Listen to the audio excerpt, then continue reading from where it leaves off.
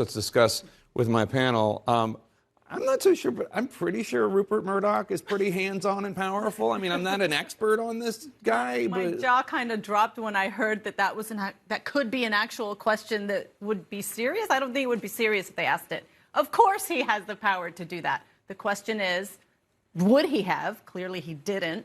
He said in hindsight they wish that they had, but I don't believe him. I mean, come on, this is their bread and butter. well, we'll see what happens. But let's talk about the Republican presidential race, because that is heating up. That's right. Florida Governor Ron DeSantis did an interview with Piers Morgan, and he said a lot of things.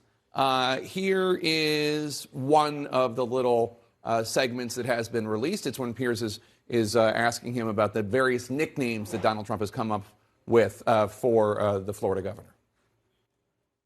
What is your favourite nickname that Trump's given you so far? Is it Ron the Sanctimonious or Meatball Ron? Well, I can't. I think even he went off Meatball Ron. I can't. I don't know how to spell the Sanctimonious. I don't really know what it means, but I kind of like it's long. It's got a lot of vowels. I mean, so we go with that. That's fine. You can call me whatever you want. I mean, just as long as you also call me a winner. I thought that the attacks, so-called attacks, were fairly restrained. But when you read the interview, what did you think? I thought it was exquisite. No notes. Seriously. No, I'm serious. I think...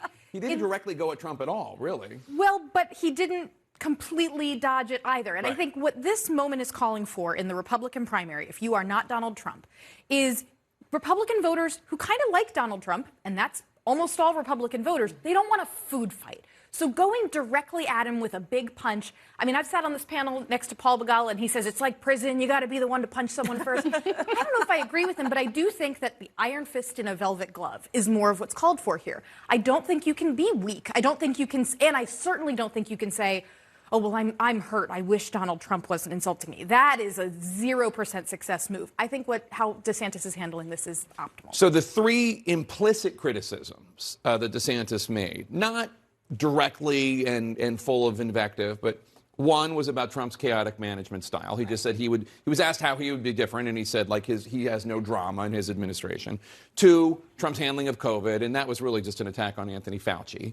Right. And three, an implicit criticism of Donald Trump's character. Right. DeSantis said you really want you want people to look to you like our founding fathers. What did you make of it all? Well, it's basically what Kristen said, that you can't anger the people who genuinely like Trump. But there are a faction of Republican primary voters who are looking to move on, who like Trump's policies, who are happy with some of the actions that he took in office, maybe not, spurring on an insurrection, but looking to see how someone can take that mantle and move on. And I think that's why Ron DeSantis particularly has gotten a lot of attention. I think when he went to Iowa earlier this month, he got a very warm reception. People were really glad to hear from him, and it wasn't in the normal, small living room, glad handling style, because that doesn't seem to be DeSantis' style, but he was still very much welcome nonetheless. So it's really interesting to see how he's making these distinctions without really he's kind of poking at the side without stabbing him in the front. Yeah, there was also, of course, the press conference when he said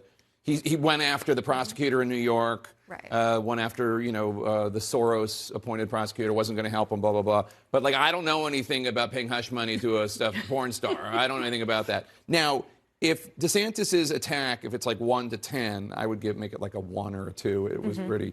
But the reaction from Trump world was a 11. Right. Jason Miller, who I guess works for MAGA World, Ron DeSantis has finally shown his true colors, an establishment never-Trumper who despises the MAGA base and was faking it the entire time. I saw that before I read the article, and I mean, there was a big disconnect. Donald Trump Jr., never one for hyperbole. He says in part, quote, DeSantis pathetically runs to the liberal media on orders from his rhino establishment owners to attack my father. Now, I mean, Donald Trump has done interviews with Piers Morgan over and over and over, so whatever. So how much of that was baked in? They were just going to do that no matter what DeSantis said?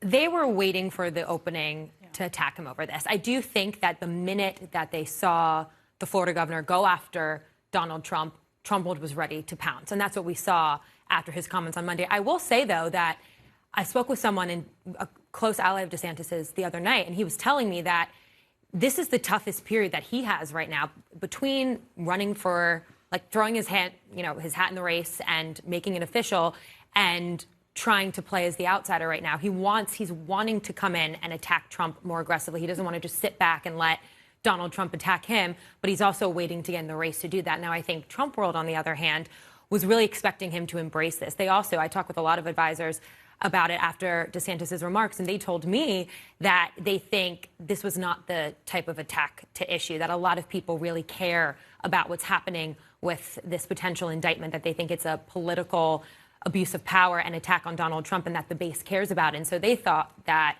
it was seeing the timing DeSantis, of it. exactly, and also him saying, I have more important issues to deal with in Florida, they thought that was a real line that he stumbled on, that they think that this is something that the base cares about. Why are you not going there? And we saw people like Matt Gaetz, Lindsey Graham come out and say this was not the right line of attack for the governor. Because of the timing also. Yes. But also, like, I have real issues to deal with, not exactly hush money what to a he porn said, star. but also the timing of it. They thought that he Okay. should be rallying around Trump in this moment, not sneaking in little jabs. And here's the problem, not just with DeSantis, but I think everyone who wants to move past Trump, no one knows how.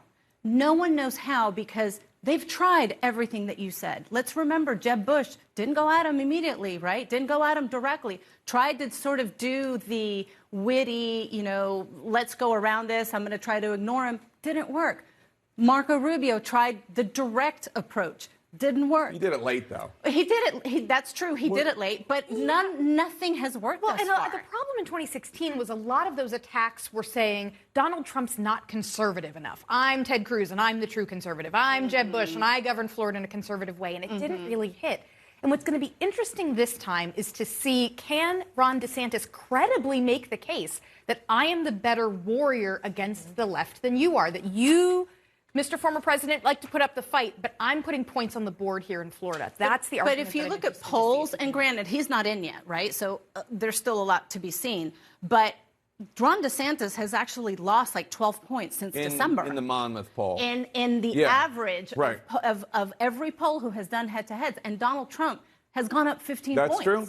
So we'll see what happens. I think this whole indictment issue is going to be something that Donald Trump is going to take to the bank, and it's worked for him thus far. Who knows how long that will last. So DeSantis was criticized by a lot of would-be allies in Washington when he seemed to belittle what Russia is doing in Ukraine, calling it a territorial dispute, saying that America doesn't have vital interests there. It looks like in this interview with Piers that he might be trying to clean it up a little bit.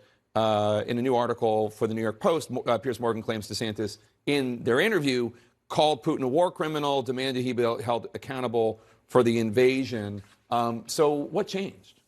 Well, certainly the reaction, and not just from people who are, these are would-be allies, or people who would be eager to have him run for president against former President Donald Trump, who are really worried about the implications of what he said. I'm not sure. But the thing to remember is, if he feels like he has to clean up his comments, remember, these were written statements to, I believe, Tucker Carlson. These were clearly thought out. This wasn't an interview where he just kind of talked off the cuff and didn't realize the implications of what he was saying. So he clearly knew that phrasing it in the way that he did was a way, in part, to deal with the increasingly isolationist base that the Republican Party has. Yeah, interesting. Thanks, one and all. Appreciate it.